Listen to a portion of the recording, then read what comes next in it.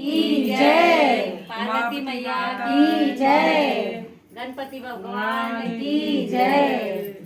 श्री हरतालिका व्रत कथा प्रारंभ। श्री परम पावन भूमि कैलाश पर्वत पर विशाल वट वृक्ष के नीचे भगवान शिव पार्वती सभी गणों सहित बागंबर पर विराजमान थे।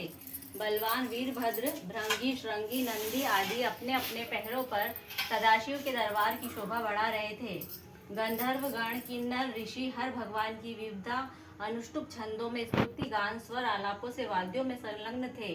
उसी सुअवसर पर महारानी पार्वती जी ने भगवान शिव से दोनों हाथ जोड़कर प्रश्न किया कि हे महेश्वर, मेरे बड़े सौभाग्य हैं जो मैंने आप सरी के अर्धांगी पति से मुझे प्राप्त किए। जैसे तारागणों में चंद्रमा, नवग्रहों में सूर्य, वर्णों में ब्राह्मण, देवताओं में गंगा, पुराणों में महाभारत, वेदों में सोम, इंद्रियों में मन, वैसे सब व्रतों में यह व्रत श्रेष्ठ है।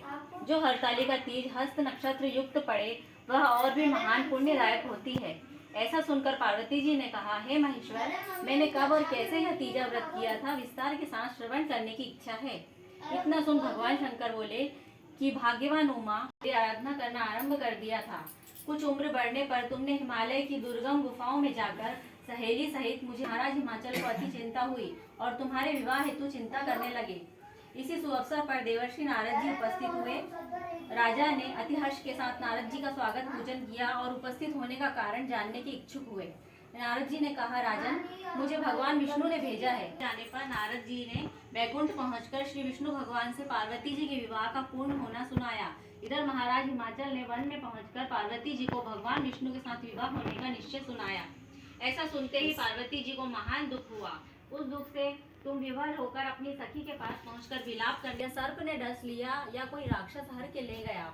इस समय तुम अपनी सहेली के साथ ही गहन गुफा में पहुंच बिना जल अन्न के मेरे व्रत को आरंभ करके नदी की बालू का लिंग स्थापित कर विविध वन पुष्प फलों से पूजन करने लगी। उसी दिन भाद्र मास की तृतीया शुक्ल पक्ष हस्त नक्षत्र युक्त प्राप्त थी।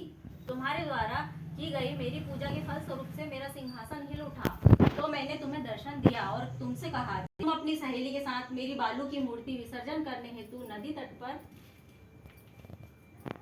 पहुंची। उसी समय तुम्हारे नगर निवासी मंत्रीगण सहित हिमाचल तुम्हारे दर्शन कर अति प्रसन्नता को प्राप्त हुए और लिपट लिपट कर रोने लगे और बोले, उमा, तुम इस भयंकर वन में कैसे चली आई जो अति भयानक है, जहाँ सिंह, व्याघ्र, जहरीले भयंकर सर्पों का निवास है, जहाँ मनुष्य के प्राण संकट में पड़ सकते हैं।